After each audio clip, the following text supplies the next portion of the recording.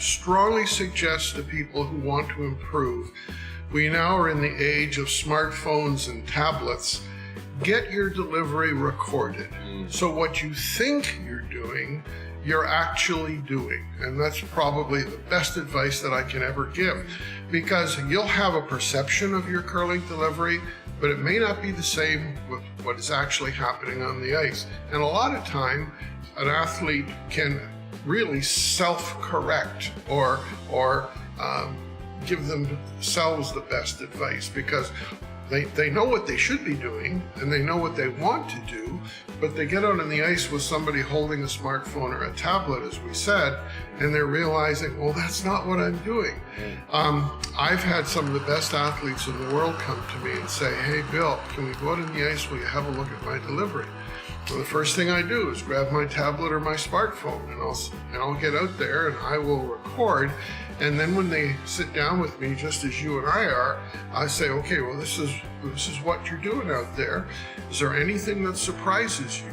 Because you can be surprised with something that you wanted to see but don't see. But you can also be surprised with something that you do see but you didn't want to see. And so after 3 or 4 deliveries on my smartphone or my tablet, the athlete looks at me and says, oh, Bill, that was great. You've been a big help. Thanks a lot. All I did was hold the tablet. Yeah.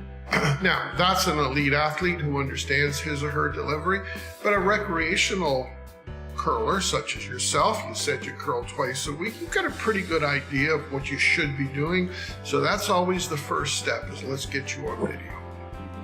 What about the mental aspect of the game as opposed to the technical aspects? Well, we're sitting here and we just came off the ice where we did a short video for stick curlers.